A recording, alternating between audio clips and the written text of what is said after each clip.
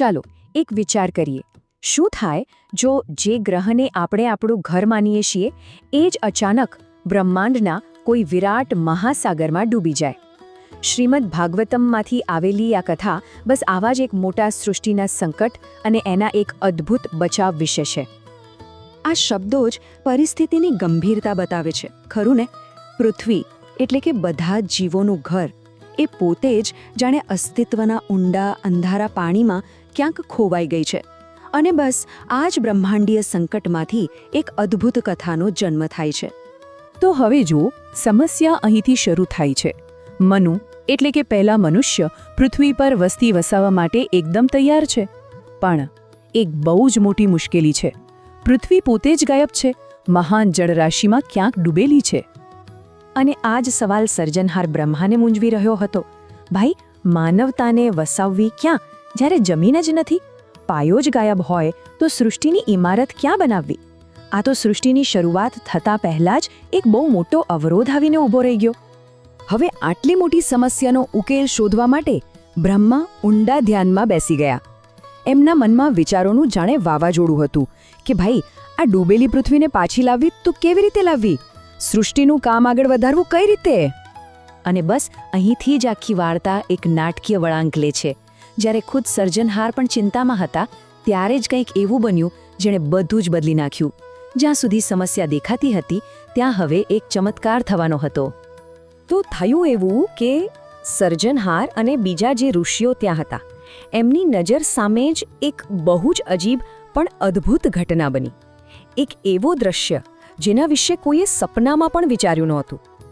બ્રહ્મા પોતાના ધ્યાનમાં જ હતા અને અચાનક એમના નસકોરામાંથી એક નાનકડો જીવ બહાર આવ્યો.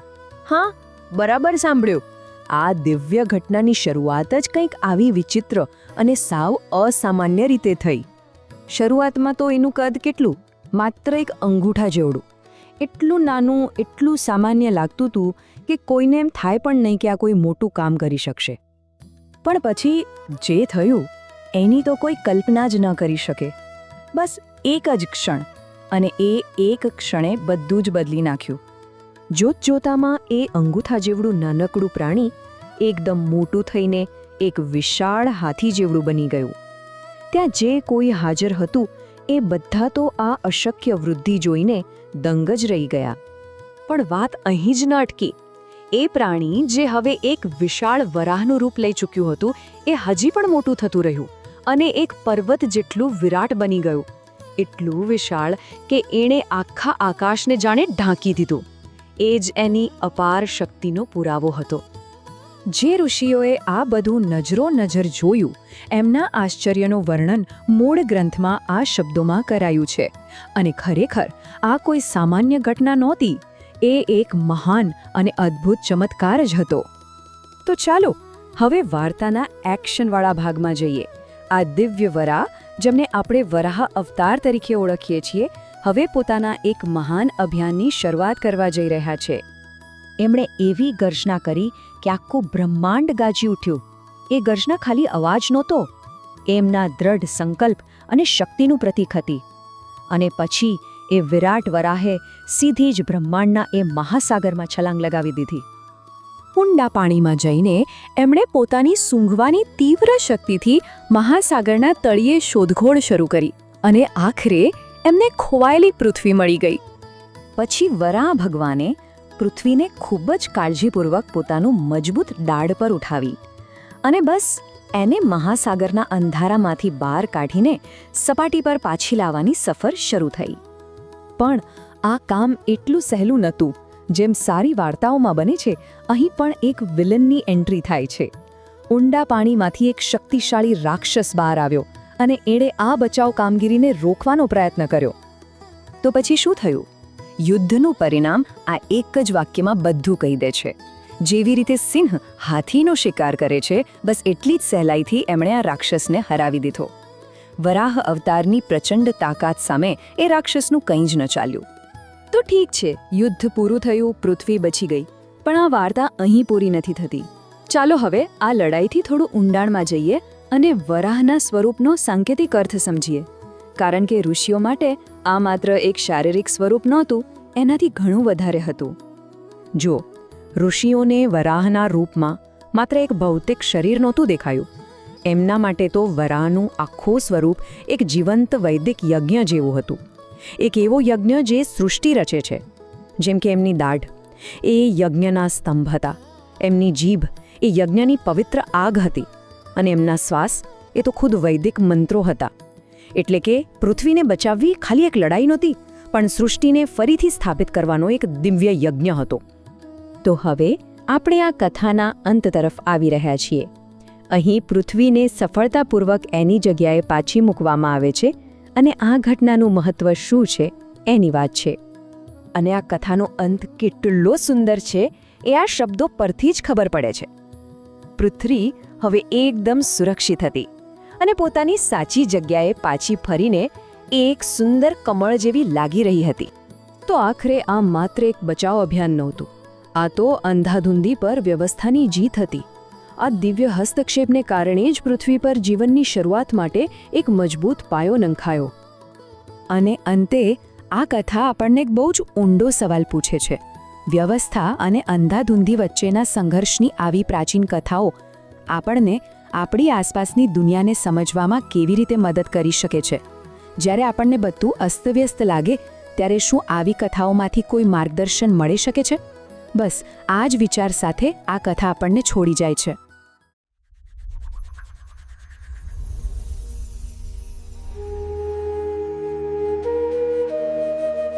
ધ ડીપ ડાઇવમાં આપનું સ્વાગત છે. આજે આપણે શ્રીમદ ભાગવતમના એક ખૂબ જ રસપ્રદ અધ્યાયની વાત કરવાના છીએ, જેમાં પૃથ્વીના ઉદ્ધારની કથા છે. પણ આ માત્ર એક વાર્તા નથી. આ એ સમજવાનો પ્રયત્ન છે કે જ્યારે બ્રહ્માજી જેવા એટલે કે સર્જનહારના હાથમાંથી પણ પરિસ્થિતિ નીકળી જાય ત્યારે વ્યવસ્થા ફરીથી કેવી રીતે સ્થપાય છે. બરાબર. અને આ અધ્યાયનું સૌથી મોટું રહસ્ય એ છે કે આ વ્યવસ્થા સ્થાપિત કરનારું સ્વરૂપ એટલે કે ભગવાનનો વરાહ અવતાર એ કોઈ સામાન્ય પ્રાણી નથી, પણ સમગ્ર વૈદિક યજ્ઞની ભાવનાનું એમ કહી શકાય કે એક જીવંત સ્વરૂપ છે. આખી કથા આ એક જ કેન્દ્રીય વિચારની આસપાસ ગૂંથાયેલી છે. તો ચાલો આ ગૂંથણીને ઉકેલીએ. કથાની શરૂઆત ક્યાંથી થાય છે? વિદુર અને મૈત્રેય ઋષિના સંવાદથી, બરાબર ને? હા, બિલકુલ. વિદુરજી છે ને, એમને પેલો સૃષ્ટિના પ્રથમ રાજા સ્વયંભૂ મનુ એમના વિશે જાણવું છે. એમનો સવાલ શું છે? એકદમ સીધો સાધો. હા, એમનો સવાલ એકદમ સીધો છે કે ભાઈ મનુએ એમની પત્ની શત્રુપાને મેળવ્યા પછી શું કર્યું. ઓકે. પણ અહીં એક સૂક્ષ્મ પણ બહુ મહત્વની વાત છે. વિદુરજી મનુને ખાલી એક રાજા તરીકે નથી જોતા, તો તેઓ મનુને વિશ્વક્સેના શ્રયો કહે છે. જેનો અર્થ થાય છે જેમણે ભગવાનનો આશ્રય લીધો છે. એમની જિજ્ઞાસાનો મૂળ હેતુ એ છે કે આવા ભક્તોના ચરિત્ર સાંભળવાથી પરમાત્માને સમજવાનો રસ્તો સહેલો બની જાય છે. હા, એટલે એક રીતે જ્ઞાન મેળવવાનો શોર્ટકટ જેવું. તો મૈત્રેય ઋષિ જવાબમાં શું કહે છે? મૈત્રેય કહે છે કે મનુએ સૌથી પહેલા પોતાના સર્જનહાર એટલે કે બ્રહ્માજી પાસે જઈને ખૂબ વિનમ્રતાથી પૂછ્યું. શું પૂછ્યું? એમણે પૂછ્યું, તમે બધા જીવોના પિતા છો, અમે તમારી સંતાન છીએ, અમારે તમારી શું સેવા કરવી જોઈએ એ બતાવો. એ કોઈ રાજપાટ નથી માંગતા, પણ કર્તવ્ય માંગે છે. વાહ! એટલે એવું માર્ગદર્શન માંગે છે જેનાથી આ લોકમાં યશ અને પરલોકમાં સદગતિ મળે. આ તો એક આદર્શ શાસકની નિશાની છે, જે સત્તા નહીં પણ સેવાને પ્રાથમિકતા આપે. બિલકુલ. અને બ્રહ્માજી મનુની આ નિષ્કપટ ભાવનાથી, એમની આટલી સાફ દિલની ભાવનાથી બહુ ખુશ થાય છે. તેઓ કહે છે કે પુત્ર દ્વારા પિતાનું સૌથી મોટું સન્માન એ જ છે કે તે ઈર્ષ્યા વગર પૂરી સાવધાનીથી અને પોતાની શક્તિ મુજબ આજ્ઞાનું પાલન કરે. અને પછી બ્રહ્માજી તેમને 3 મુખ્ય કાર્યો સોંપે છે. પહેલું, પોતાના જેવા જ ગુણવાન સંતાનો પેદા કરવા. બીજું, ધર્મ પ્રમાણે પૃથ્વી પર શાસન કરવું. બરાબર. અને ત્રીજું, યજ્ઞ દ્વારા ભગવાન વિષ્ણુની પૂજા કરવી. અને અહીં બ્રહ્માજી એક બહુ મોટો સિદ્ધાંત સમજાવે છે. એ કહે છે, પ્રજાનું રક્ષણ કરવું જ એ જ મારી સૌથી શ્રેષ્ઠ સેવા છે. અને જ્યારે રાજા પોતાની પ્રજાનું રક્ષણ કરે છે ત્યારે ભગવાન ઋષિકેશ એટલે કે વિષ્ણુ પોતે પ્રસન્ન થાય છે. અને જેમના પર ભગવાન પ્રસન્ન નથી એમની બધી મહેનત પાણીમાં ગઈ. તો મનુ આજ્ઞા તો સ્વીકારી લે છે, પણ પછી તરત જ એક મોટી સમસ્યા સામે મૂકે છે, ખરું ને? હા, એ કહે છે હું તમારી આજ્ઞાનું પાલન કરીશ, પણ મારા અને મારી પ્રજા માટે રહેવાની જગ્યા જ ક્યાં છે? કેમ? કારણ કે પૃથ્વી જે બધા જીવોનું ઘર છે એ તો મહાસાગરમાં ડૂબી ગઈ છે. કૃપા કરીને તેને બહાર કાઢવાનો પ્રયત્ન કરો. અને અહીંથી વાર્તામાં વળાંક આવે છે. હા, અહીં કથાનો મુખ્ય સંઘર્ષ શરૂ થાય છે. સૃષ્ટિનું કામ આગળ વધારવા માટે જે પાયાની જરૂર છે, એટલે કે પૃથ્વી, તે જ ગાયબ છે. ખરેખર, એટલે બ્રહ્માજી જેવા સર્જનહાર પણ ચિંતામાં પડી ગયા. મને તો એમ હતું કે તેમના માટે આ સામાન્ય વાત હશે. ના, સામાન્ય વાત બિલકુલ નહોતી.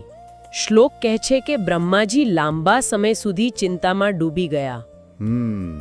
તેઓ વિચારે છે, મેં ભગવાનની આજ્ઞાથી સૃષ્ટિ રચવાનું શરૂ કર્યું અને આ શું વિઘ્ન આવ્યું? હવે મારે શું કરવું? અને તેઓ મનમાં ને મનમાં જેમનાથી પોતે પ્રગટ થયા છે તે પરમ ઈશ્વરને પ્રાર્થના કરે છે. અને જેવી તેઓ આટલી ચિંતા કરે છે, એક ચમત્કાર થાય છે.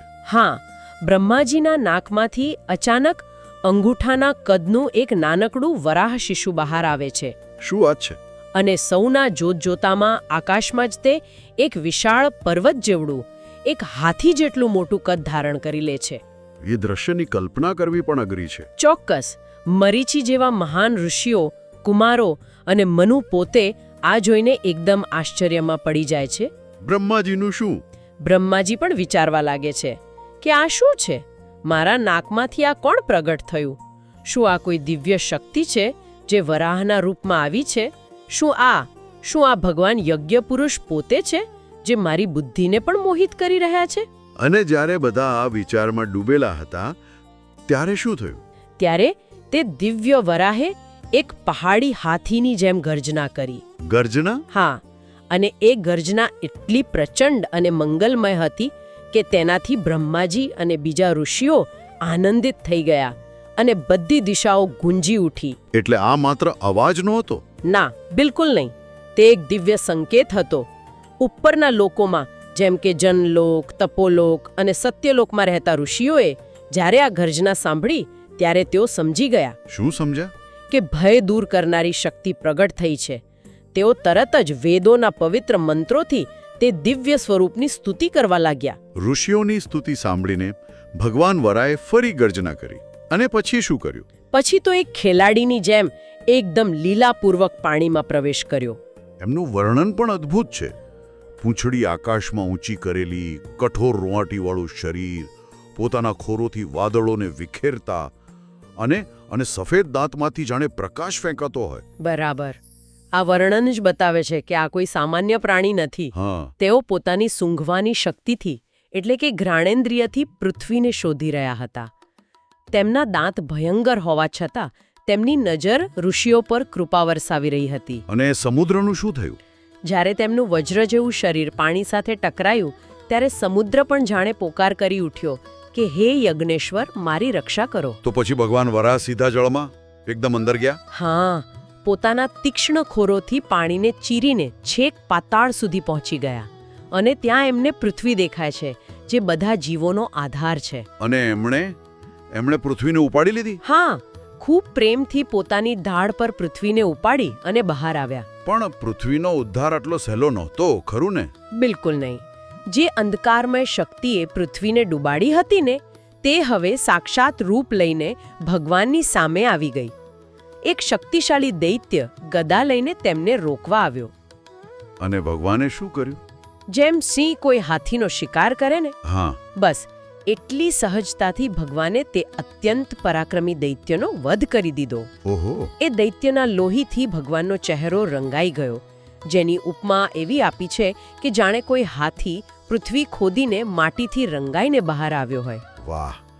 અને હવે આવે છે આ અધ્યાયનો સૌથી ગહન ભાગ. હા, તમાલ વૃક્ષ જેવા શ્યામ રંગના ભગવાનને પોતાની સફેદ દાઢ પર પૃથ્વીને ઉપાડેલા જોઈને બ્રહ્માજી અને બીજા ઋષિઓ હાથ જોડીને વેદ મંત્રોથી એમની સ્તુતિ કરે છે.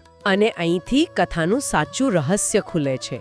ઋષિઓ વરાહને એક પ્રાણી તરીકે નથી જોતા, પણ સંપૂર્ણ યજ્ઞના જીવંત સ્વરૂપ તરીકે જુએ છે.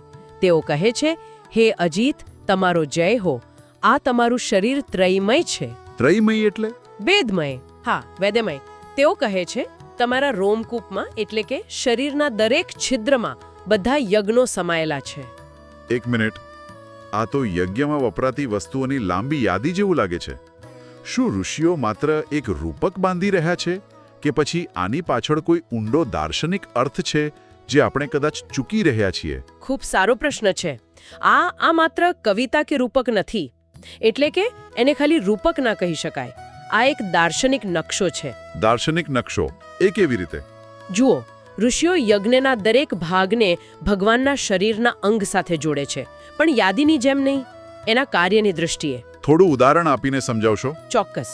જેમ કે યજ્ઞમાં ઘી અર્પણ કરવા માટે જે લાકડાના પાત્રો વપરાય, જેને શ્રુક અને શ્રુવ કહેવાય, તે તેમનું મુખ અને નાસિકા છે. ઓકે. યજ્ઞ કરાવનાર 4 મુખ્ય પુરોહિત એટલે કે હોતા, એમના 4 પગ છે. યજ્ઞની પવિત્ર ઘાસ જેને કુશ કહેવાય, તે તેમના શરીરના વાળ છે. તેમની આંખો યજ્ઞનું ઘી છે. એટલે આનો અર્થ એ છે કે યજ્ઞ કરવા માટે કોઈ બહારની વસ્તુની જરૂર જ નથી, તે પોતે જ સંપૂર્ણ યજ્ઞ છે. બરાબર. તમે એમ કહેવા માંગો છો કે તે પોતે જ યજ્ઞ છે, યજ્ઞ કરનાર પણ છે અને યજ્ઞનું ફળ પણ છે. આ જ સર્વ યજ્ઞક્રતુનો અર્થ છે. બિલકુલ. અને તેઓ માત્ર યજ્ઞ નથી, પણ યજ્ઞ પાછળનું જ્ઞાન પણ છે. એટલે જ ઋષિઓ તેમને જ્ઞાન, ભક્તિ અને વૈરાગ્યથી પ્રાપ્ત થનારી પરમ વિદ્યાના ગુરુ કહે છે. સ્તુતિમાં બીજું પણ કંઈક રસપ્રદ છે. ઋષિઓ ભગવાનને વિનંતી કરે છે, હે જગતના પિતા, આ પૃથ્વી માતા છે, તમે તેને ફરીથી સ્થાપિત કરો, અમે તમારી સાથે તેને પણ નમસ્કાર કરીશું. કારણ કે તમે અરણીમાં અગ્નિની જેમ પોતાનું તેજ તેમાં સ્થાપિત કર્યું છે. હા, આ અરણીમાં અગ્નિવાળી વાત થોડી સમજાવશો? અમારા શ્રોતાઓ માટે કદાચ આ નવો વિચાર હશે. ચોક્કસ. જુઓ, જૂના સમયમાં યજ્ઞ માટે અગ્નિ માચિસથી નહોતો પ્રગટાવતા. 2 પવિત્ર લાકડાના ટુકડા, જેને અરણી કહેવાય, તેને એકબીજા સાથે ઘસીને અગ્નિ પ્રગટાવવામાં આવતો. દેખીતી રીતે લાકડામાં અગ્નિ દેખાય નહીં, પણ તે અંદર છુપાયેલો હોય છે. બરાબર. અહીં ઋષિઓ કહે છે કે જેમ અરણીમાં અગ્નિ છુપાયેલો છે, તેમ ભગવાને પૃથ્વીમાં પોતાની ધારણ શક્તિ સ્થાપિત કરી છે, જે આખી સૃષ્ટિને ટકાવી રાખે છે. અદ્ભુત રૂપક છે. ઋષિઓ એ પણ સ્વીકારે છે કે ભગવાનની માયા શક્તિ વગર આ શક્ય જ નથી. બરાબર ને? હા, એ કહે છે કે જેણે આખું બ્રહ્માંડ બનાવ્યું હોય, એમના માટે પૃથ્વીનો ઉદ્ધાર કરવો એ કોઈ મોટી વાત નથી. અને એક બહુ સુંદર વાત પણ કહે છે. જ્યારે ભગવાને પોતાનું વેદમય શરીર ધૂણાવ્યું, ત્યારે એમના વાળમાંથી જે પાણીના બિંદુઓ ઉડ્યા, તેનાથી અમે એટલે કે જનલોક, તપોલોક, સત્યલોકના નિવાસીઓ પવિત્ર થઈ ગયા. આ બતાવે છે કે ભગવાનનો દરેક અંશ કેટલો પવિત્ર છે. આ સુંદર સ્તુતિઓ પછી ભગવાને પૃથ્વીને પાણી પર બરાબર સ્થાપિત કરી અને પછી પોતાના ધામમાં પાછા ચાલ્યા ગયા. બરાબર. અને અધ્યાયના અંતમાં આ કથા સાંભળવાનું ફળ બતાવવામાં આવ્યું છે. શું ફળ મળે છે? એમ કહ્યું છે કે જે કોઈ ભક્તિપૂર્વક ભગવાનની આ મંગલમય કથા સાંભળે છે કે સંભળાવે છે, ભગવાન જનાર્દન તેના પર તરત જ પ્રસન્ન થાય છે. અને જ્યારે ભગવાન પોતે પ્રસન્ન થઈ જાય, ત્યારે બીજું શું બાકી રહે? કશું જ નહીં. શ્લોક કહે છે કે ભગવાન આવા અનન્ય ભક્તોને નાની નાની વસ્તુઓ નથી આપતા, પણ પોતાની પરમ ગતિ એટલે કે મોક્ષ સ્વયં પ્રદાન કરે છે. અને અંતિમ શ્લોક એક ખૂબ જ તીક્ષ્ણ સવાલ પૂછે છે. હા, દુનિયામાં એવો કયો બુદ્ધિશાળી માણસ હશે જે સંસારના ભયનો નાશ કરનારી આ કથામૃતને સાંભળીને તેનાથી મોઢું ફેરવી લે? હા, પશુ સિવાય બીજો કોઈ નહીં. આ એકદમ સીધી અને સ્પષ્ટ વાત છે. તો આ હતી ભગવાનના વરાહ અવતાર અને પૃથ્વીના ઉદ્ધારની કથા. તે માત્ર એક પૌરાણિક ઘટના નથી, પણ એ બતાવે છે કે કેવી રીતે દિવ્ય શક્તિ ભૌતિક અને આધ્યાત્મિક વ્યવસ્થાને પુનઃસ્થાપિત કરે છે. અને આ અધ્યાયનો મુખ્ય સંદેશ એ જ છે કે ભગવાનના સ્વરૂપને યજ્ઞ સાથે જોડવામાં આવ્યું છે. તે દર્શાવે છે કે સૃષ્ટિની દરેક ક્રિયા, દરેક તત્વ એક મોટા વૈશ્વિક યજ્ઞનો ભાગ છે. અને તે યજ્ઞના અધિષ્ઠાતા સ્વયં પરમાત્મા છે. આ માત્ર એક પ્રાણીનું સ્વરૂપ નથી, પણ સમગ્ર વૈદિક જ્ઞાન અને કર્મકાંડનું જીવંત સ્વરૂપ છે. આ ચર્ચાના અંતે એક વિચારવા જેવો પ્રશ્ન. જ્યારે કથા કહે છે કે પૃથ્વી ડૂબી ગઈ હતી, ત્યારે શું તે માત્ર ભૌગોલિક ઘટનાનો સંકેત છે કે પછી તે ધર્મ, નૈતિકતા અને વ્યવસ્થાના પતનનું પ્રતીક છે બરાબર. અને જેનો ઉદ્ધાર કરવા માટે દૈવી હસ્તક્ષેપની જરૂર પડે છે. આ વિચાર સાથે આજની ચર્ચા અહીં સમાપ્ત કરીએ.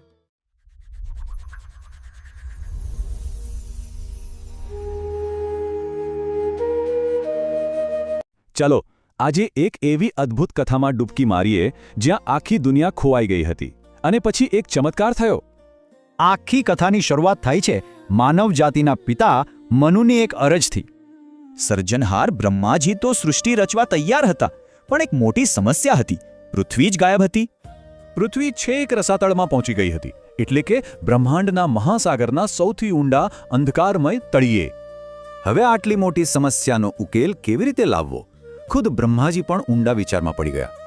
અને ત્યારે જ એકદમ અચાનક બ્રહ્માજીના નાકમાંથી કંઈક બહાર આવ્યું. એક નાનકડું વરાહ, ફક્ત અંગૂઠા જેટલું જ. પણ ત્યાં હાજર ઋષિઓની નજર સામે જ એણે મોટું થવાનું શરૂ કર્યું. અને જોત જોતામાં તો એક વિશાળ પર્વત જેવડું રૂપ લઈ લીધું. આ કોઈ સામાન્ય જીવ નહોતો. આ દિવ્ય વરાહે એટલે કે વારાહ અવતારે એક ગર્જના કરી અને સીધી જ મહાસાગરમાં છલાંગ લગાવી. તેઓ પૃથ્વીની સુગંધને પારખીને એ અંધકારમય ઊંડાણમાં ઉતરતા ગયા. રસ્તામાં એક શક્તિશાળી રાક્ષસ આવ્યો, પણ વારા ભગવાને તેને સિંહની જેમ સરળતાથી હરાવી દીધો. અને આખરે તેમને પૃથ્વીને શોધી કાઢી અને પોતાની ઢાળ પર ઉઠાવીને બહાર લઈ આવ્યા. ભગવાન વારાહને બહાર આવતા જોઈને ઋષિ મુનિઓ તેમની સ્તુતિ ગાવા લાગ્યા. અહીં એક રસપ્રદ વાત એ છે કે તેમના શરીરના દરેક અંગનો એક ખાસ મતલબ હતો. જેમ કે તેમની દાઢ, જીભ અને નાક એ બધા પવિત્ર યજ્ઞના સાધનો સમાન હતા. એટલું જ નહીં, તેમની ચામડી, વાળ અને આંખો પણ વૈદિક મંત્રો અને શાસ્ત્રોનું પ્રતીક હતા.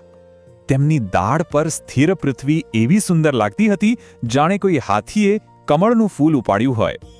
પછી ભગવાન વારાહે પૃથ્વીને ખૂબ જ સાવચેતીથી પાણી પર સ્થાપિત કરી, જેથી જીવન ફરી શરૂ થઈ શકે. આખી કથા આપણને વિચારવા પર મજબૂર કરે છે કે એમના સિવાય બીજું કોણ આ અશક્ય કામ કરી શકત.